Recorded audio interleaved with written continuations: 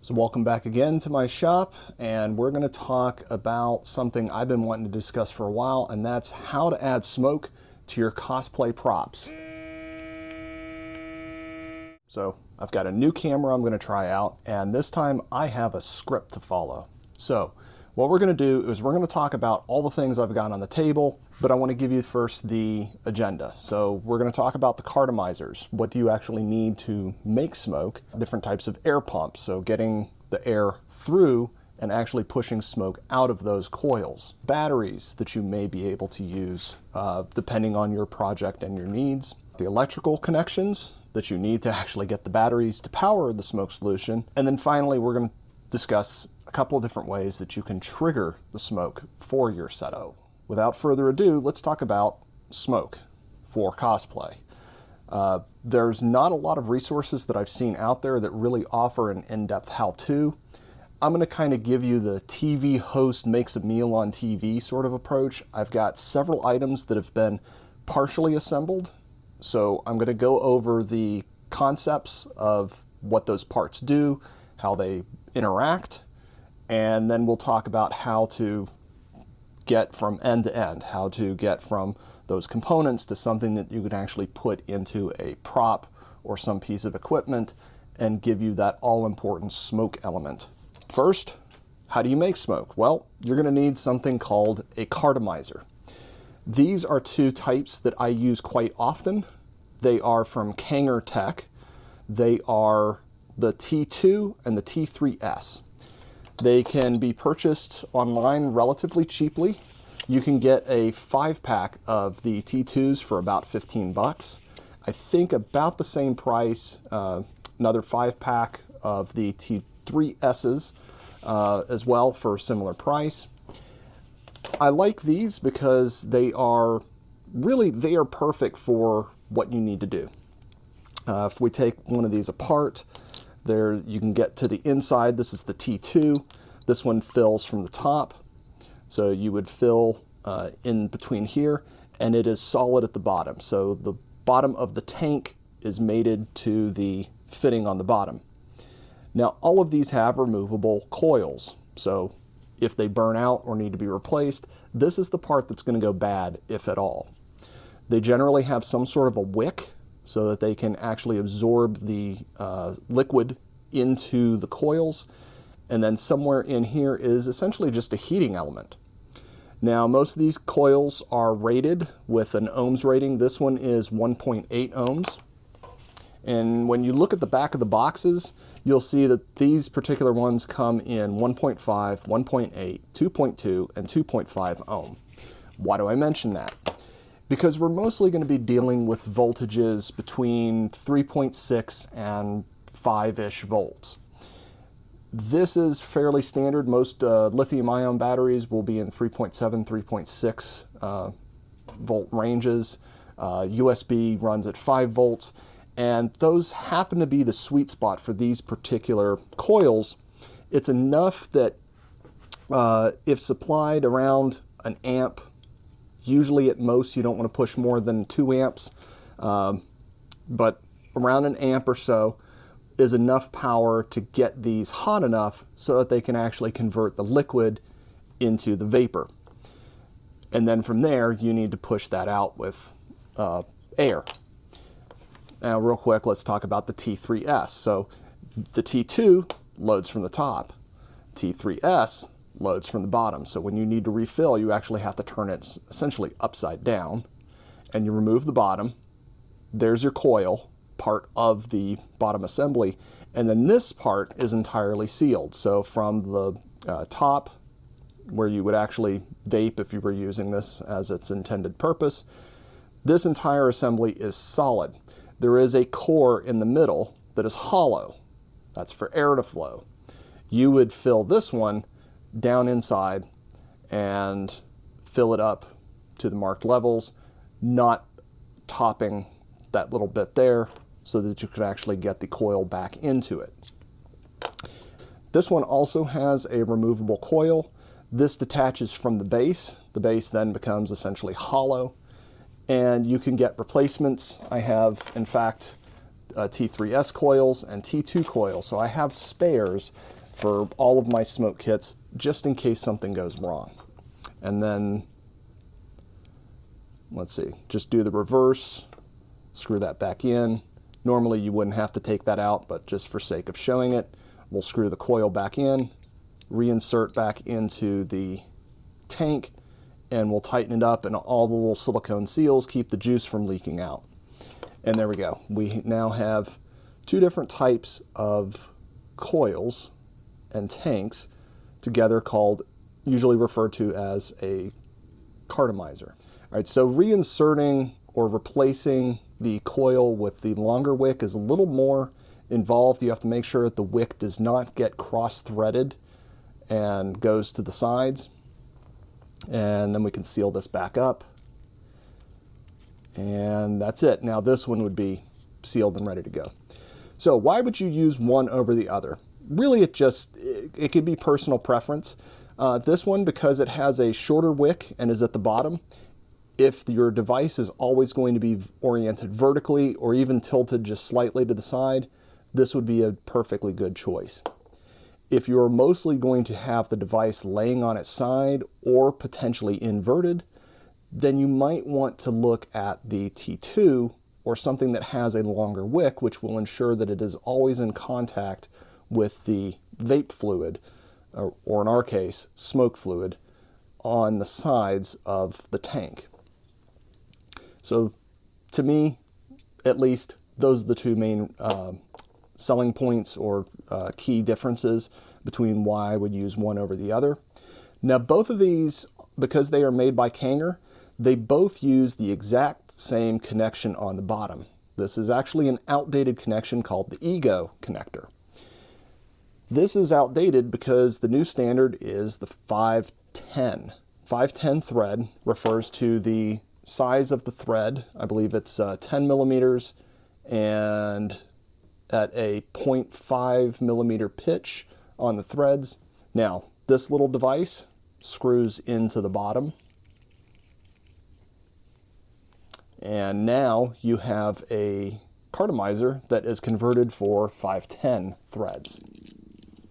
That'll become important in a moment when we talk about the electrical connections, but I will mention that 510 has its advantages in that there are some adapters we can use to easily access these. And without spoiling too much, my previous attempts at using these would be to use a Dremel, and I would put a small engraving bit on the end of the Dremel. I would carefully etch out a small bit of metal on the interior post, which is the positive for the coil, and then I would solder on a wire. This can get a little precarious and doesn't work with the T3S because that coil can come out.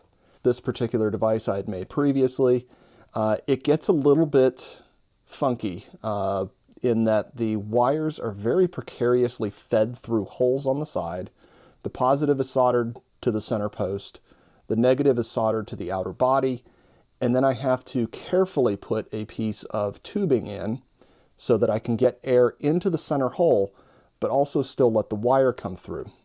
I backfill it with hot glue so that this goes nowhere. I don't want any movement because this is a very, very delicate solder joint and it is prone to getting snapped off. Or worse, I have in my hands a version, the same T2, and you can see the center post got snapped off. I had accidentally tried to pull the tubing and ripped the entire interior post out. So for that reason, I don't do that anymore, but if you stick around, I will show you a device that makes this easier to access and attach your electrical connections. Since we have these essentially upgraded to a 510 thread, we can talk about other types of cartomizers or clearomizers that are a combination of a tank plus a coil. You can get anything you like that uses a 510 thread. Like I said, that's fairly standard in the vaping world at this point. You can use this type of connector, But remember, you still want a coil that is around 2 ohms. You do not want to use something that is billed as a sub-ohm tank. So a sub-ohm coil is one that is rated at 0 point something ohms. You do not want that. The reason being is you have to push so much power through that coil in order to get it to heat up the same way. You are getting into dangerously high amperage ratings.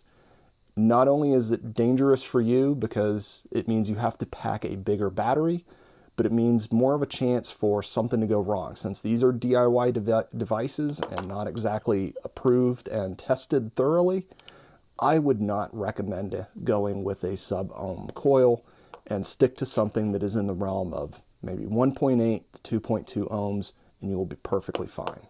So that said about restrictions or guidance on the coils, let's talk about what you should never do with these while we're on the subject of safety. One, you should never run this dry. Do not attempt to run your coil without some sort of liquid in the tank, and that is because you can and will damage your coil. You know, those replacements I talked about, you'll probably be swapping out to one of those. Always make sure that there is liquid in the tank and that the wick, especially the longer wicks, have had time to slurp up some of that fluid and make their way into the chamber. In addition to not running these while dry, you should always have an air supply connected to them because we need to push that vapor out through the device. And essentially these are hollow all the way through. Normally you would puff on the end of this and you would draw air in through this little hole at the bottom. Remember, this is the same hole that you see on the inside. If you were to look at that center post, see how we've got a small hole in the middle? That's what's unique about these particular fittings and later the electrical connection I'm going to show you. There is a hole all the way through, which means we can attach a small air pump and force air through from the bottom rather than trying to draw it up from the top. So when it comes to moving air, you have a couple of choices. You can go big or you can go small. It depends on what you need to do for your equipment or your cosplay element that needs the smoke. Now these have, of course, pros and cons. This is built as a aquarium air pump. It runs at 3 volts. In fact, it's written on the side, tells me exactly how much this is rated for. And this one is rated at 4.5 volts. Now here's the thing. Both of these are just standard DC motors. You can run them higher or lower than their stated voltage. The downside of running something like this at a higher voltage is you may prematurely burn out the motor or cause damage to the pump unit at the top. This one, you can run at a lower voltage than what it's stated for, but you might not push as much air. However, I'm going to show something surprising that you may not know about these larger pumps. Now, this one is, I believe, from Adafruit. I had ordered it off of DigiKey. This is the smallest of this type of pump that I've been able to find, and it's also billed as a vacuum pump because it has 2 posts on it. If you run the motor in one direction, one becomes an inlet, one becomes an outlet. So you could essentially use it as a vacuum, but not for water, only for air. And then of course, if you run the motor in the other way, then the ports would flip. In this particular case, I have already pre-wired this so that I know that the positive here will cause the motor to spin so that the top becomes the output. So without further ado, let's take a quick look at what these can actually do. I just hooked up the small pump to my benchtop power supply, which is set at 3.6 volts. We're going to run it and see what it does. All right, so you can probably hear it's a little loud, a little high-pitched. It is producing air, and if I use a small wind speed meter, I can actually get a reading off of this. So I am getting around 250-ish feet per minute. All right, let's turn that off. So in case you didn't hear me, this pump was putting out about 250 feet per minute, and all I did was line it up so that I blow the little fan in here, and that tells me what the airspeed is. So now I've hooked up the larger motor. Now I am running this under voltage. Remember, this is 3.6, the motor is rated at 4.2. Let's see the difference. That is much quieter. However, if we line this up the same way as we did before, all I need to do is make it blow this little fan.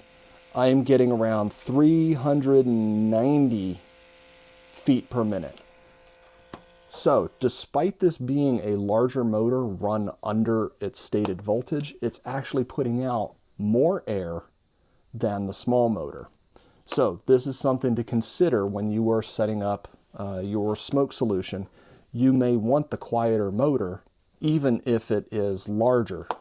However, if your cosplay or your situation calls for a smaller air pump, you may have no choice but to use the smaller motor. But I thought that interesting just to show you the difference on airspeed. Just for the sake of argument, since these are vaping devices, let's see what would happen with a normal puff of air. I got about 600 feet per minute off a simple inhale.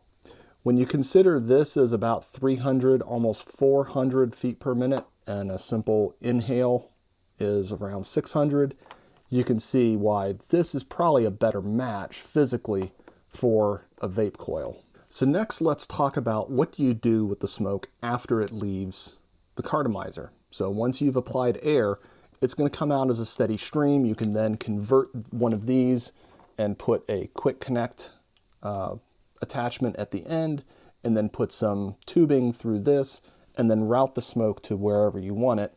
But you may want to do more at the end, and that's where fans come in. So I have here a 3 centimeter or 30 millimeter case fan, essentially, and I have a 50 millimeter blower. Now, both of these are rated at 5 volts, but let's see what happens when we run each of them at a lower voltage than anticipated.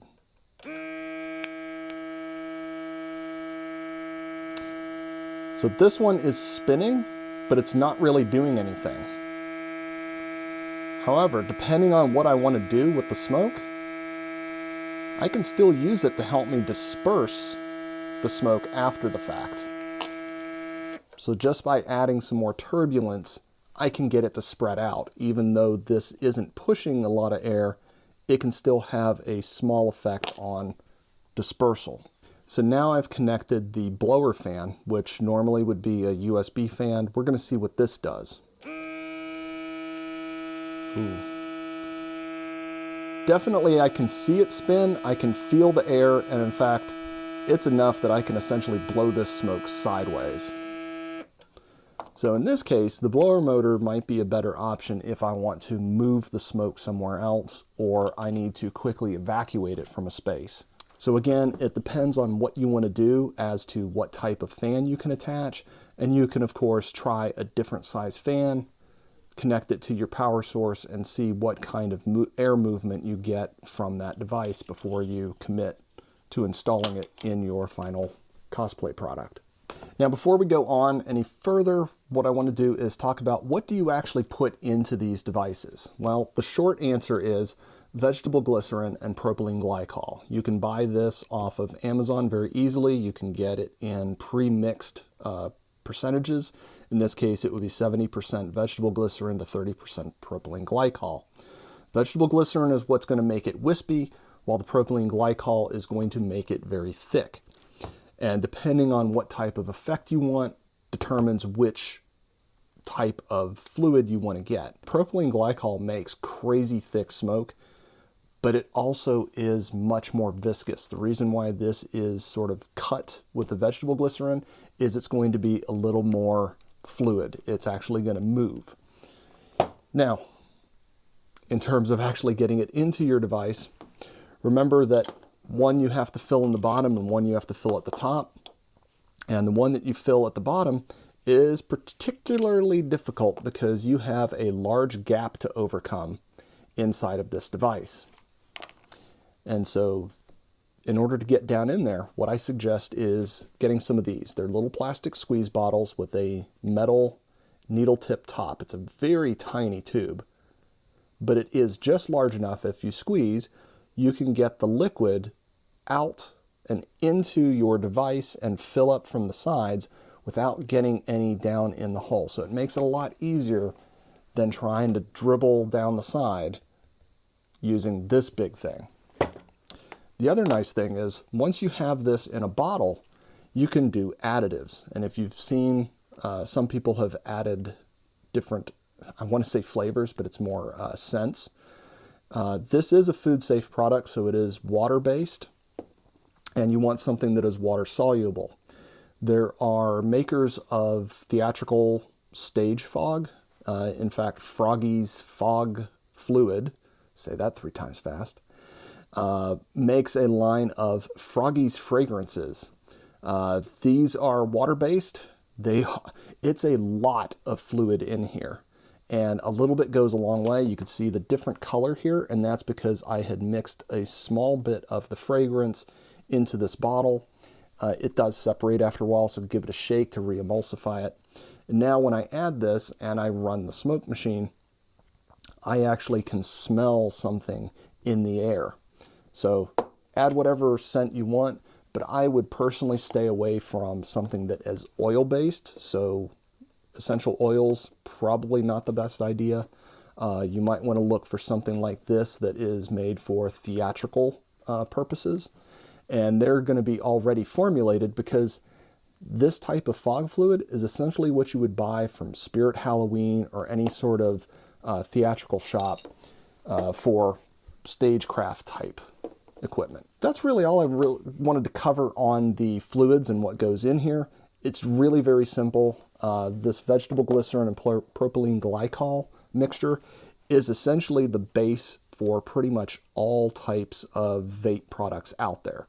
So they are food safe, they're relatively safe for you. Kids, don't vape. But what you can do is buy this stuff very easily online and then mix it up however you like. So at this point, I'm sure y'all are just dying to know, how do I hook this up? I just want to make it work. Well, let's talk real quick about power requirements, because this isn't going to do much of anything if you can't power it. And walking around with an extension cord tied to something like a benchtop power supply is probably not what you want. You want something portable, and to do that, we're going to need batteries. Now, what I have sitting in front of me, these are all the same, but they're different.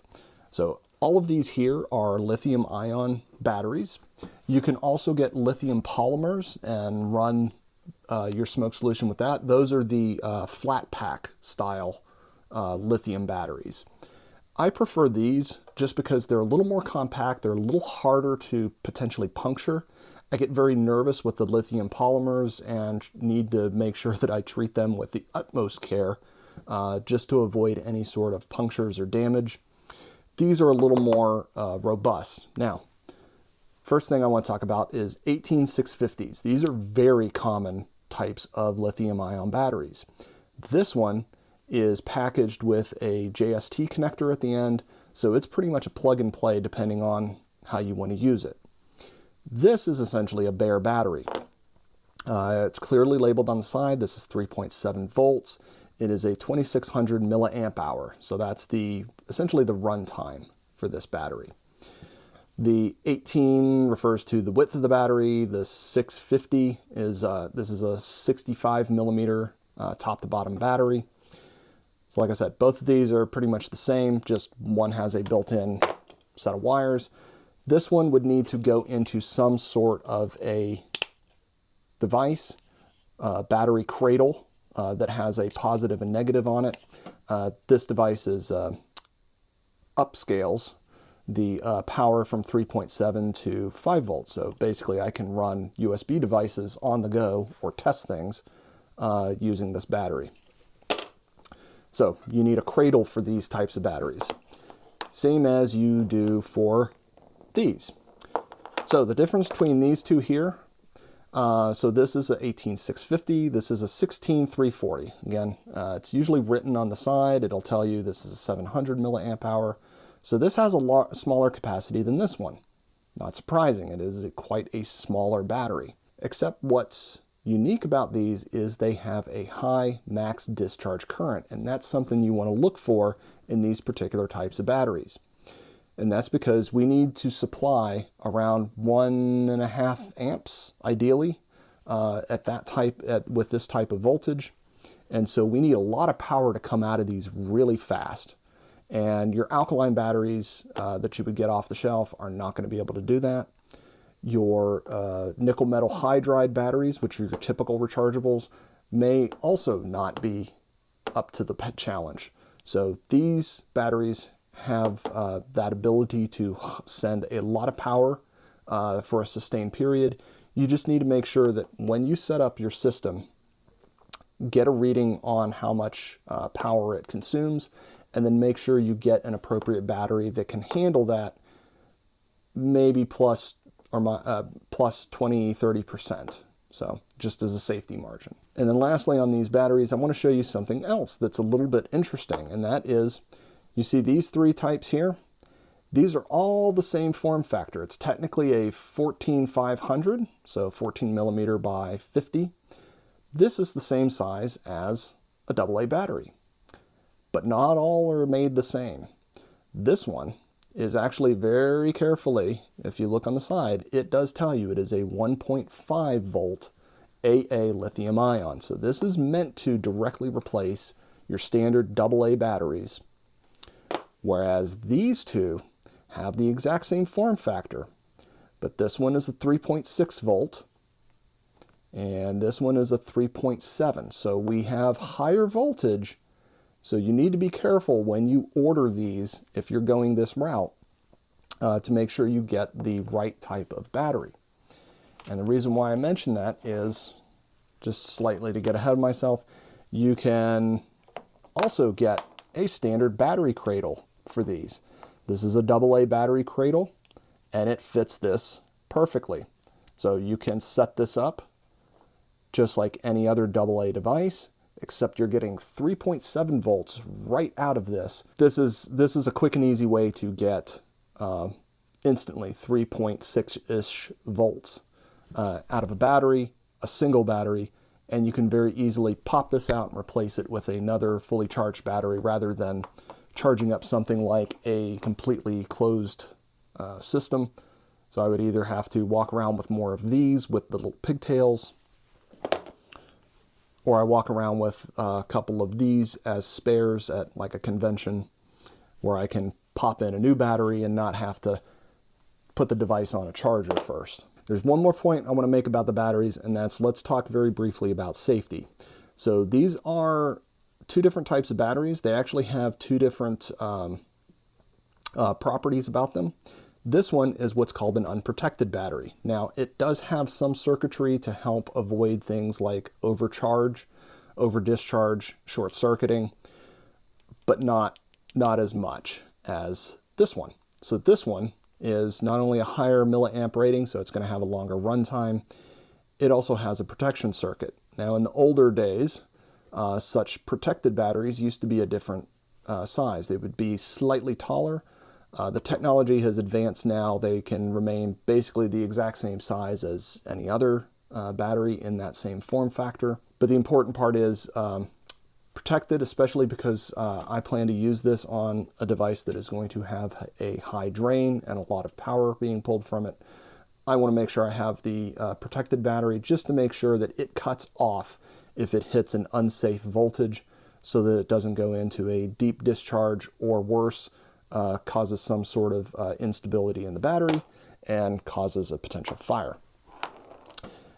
And while we're talking about fires, one, if you're going to walk around with spare batteries on you, you really want to get some sort of a storage kit. Just a simple plastic storage bin will keep the contacts on the battery from getting shortage by, something in your pocket, potentially getting punctured or damaged.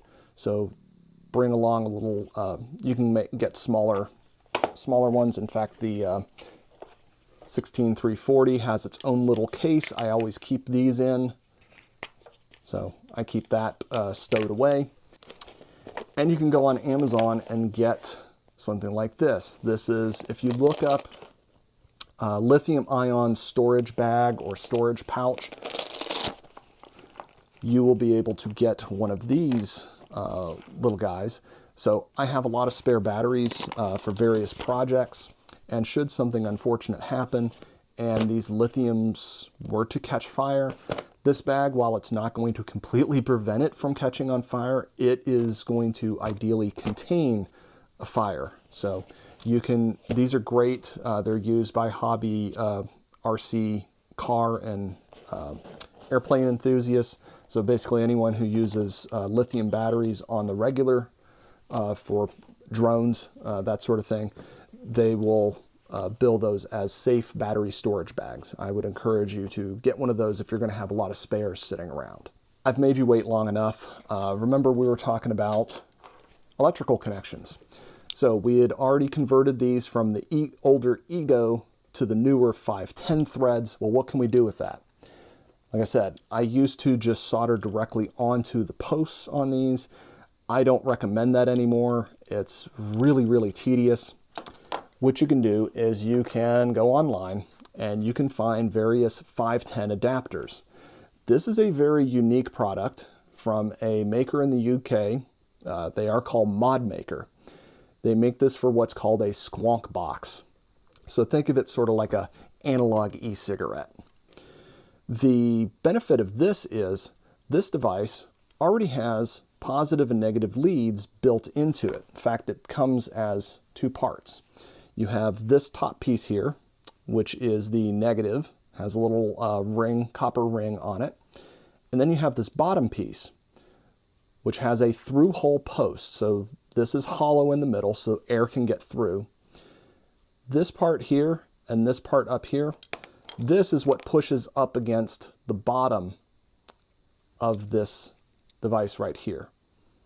So this makes positive contact with the positive terminal. And there is an insulator with a little O-ring.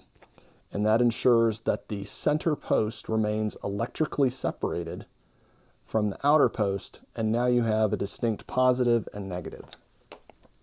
So all these do is they just screw right on. And that's it. You'll feel it start to push onto the base, and we're done. Now we have a perfectly electrically ready connection. I could plug this in if I were to just fill this with fluid. Remember, don't run these dry. So I used to use vinyl tubing. I have since stopped doing that because vinyl doesn't bend very well, and sometimes you just need to get things into a tight bend. I had to heat this up and gently form it, because if you bend vinyl tubing too much, it will begin to kink, and as it begins to kink, it starts to cut off the airflow. Instead, what I would suggest is getting something like this. This is 3mm silicone tubing. It's much easier to route. It is pretty easy to push right onto the end, and then you push it right onto your air pump, and now you have your air connection. So we got air getting pushed directly into the bottom of this device. And of course, I can use a longer piece of tubing to route this however I'd like. So if this particular arrangement is too long in length, you could route things. I've done this before where I sort of route it up, again, just like this, so that these don't occupy as much space in one direction, but it is a little chunkier because they're side by side. So that's something you can do with silicone tubing that's a lot easier to do than with traditional vinyl tubing. So while I did 3D print this, after a few uses, it's starting to break down because it was a very fragile part. The other thing you can do here is use some heat shrink tubing. Just cut a small bit, push it over the end of this, heat it up, and if you have to, build it up in layers until it is thick enough to accommodate the inner diameter of your tubing. All right, so that's your electrical connection for these types of e-cigs or Cartomizers. One thing I forgot to mention, and is probably worth saying, especially because we have some weird laws here in the US and it varies state to state. I did find a supplier who would send me these vape products, but there's a lot that will not ship to my state. So what I would suggest is go online, find a reputable supplier of the type of tank and coil that you would like to use.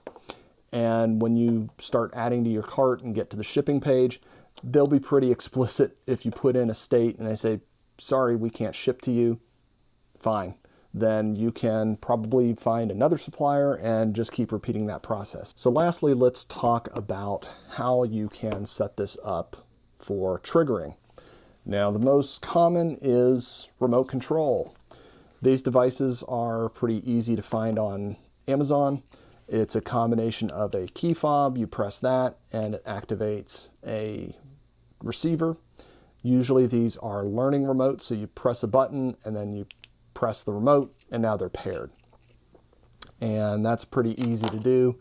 This particular one has 4 wires. You connect this to your battery and essentially it's always on. It's listening for that radio signal. So keep that in mind. You may need a kill switch if you don't want to drain the battery. And this is essentially a pass-through. So if you use I think this will take anywhere from a 3 volt to 12 volt source. That is perfect because then you can use one of those batteries that'll get you that 3.6, 3.7 volts.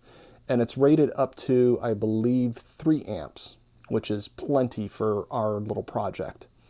And then you just connect these. The manufacturer should have instructions that says which one of these is positive and which is negative. Actually, it's written on the back, so there you go. There's your input negative, input positive, and then your output positive, output negative. So these would go to your smoke solution. And so that's one way to do it. You can use a very simple transmitter receiver type setup. They also make these as chips as well. So you can have a transmitter chip that you can then use in a electronics product. And you can trigger it however the manufacturer says you need to trigger it. Of course, if you do want to go a more formal route, meaning you want to use a microcontroller, things get a little bit different. And that's because most microcontrollers will not and cannot support the amount of power that is needed to run these from their built-in pins. So Arduino, ESP32, those will generally not output more than 20 milliamps from their pins, or you shouldn't draw more than 20 milliamps. Instead, you can use a transistor. This is a very simple circuit that I've breadboarded, and I'm going to convert into a tiny chip. It basically has a diode, a resistor, a transistor, and that's about it. The cap on here was more for me testing. I could take it or leave it. And I have an opto-isolated relay, which is rated at 3 volts because that's my base voltage I'm going to be working off of. This device will essentially let for now, I've got a push button where I can push the button and it will trigger this relay. The relay will then close the circuit and I can have the whole 3.6 volts delivered straight from the battery into this smoke device. So with this setup, I can let the microcontroller work its way up. Since I can't output more than 20 milliamps for a pin, that is perfectly sufficient to run a transistor, which can then run a higher amperage device. One of these runs a little more at 50, 60 milliamps. So I can work my way up to safely trigger one of these relays. And then when it closes the circuit, this circuit is completely electrically isolated from the rest of these components. And then it's just between here and the battery and the end device. I'm closing the circuit and powering it. And I can push as much amperage through here as is rated on this device. And that is, really, that's rated in 10 amps at 30 volts DC, which is way more than I am going to be pushing through this particular relay. So there you go. You've got 2 options. You can do a little remote control, or you can use a relay. They do also make these as standalone, so you don't have to have all the terminal blocks and additional components on here, which are adding to the bulk and size of this particular device. But this was off the shelf, and a couple bucks will get you, a handful of these off of Amazon. And really, that's all there is to it. We covered all the things that I really wanted to cover that I haven't really seen anyone else go into detail on, and that's from what type of device, Cartomizer with a tank and a coil, electrical connection from a 510 thread, which is common for these types of vape products, different types of air pumps, fans, power requirements, batteries, safety, hopefully touched a bit on the fluid that actually goes into these to produce smoke, and a couple different ways that you can trigger them on your own, whether using remote control or microprocessor. I hope that gives you enough information that you can go off and make your own smoke solutions. While I may have skipped over a few steps of soldering, what I hopefully have outlined here is what you need to be on the lookout for and how best to assemble these on your own. The rest is up to you. Hope this information proves useful. See you next time.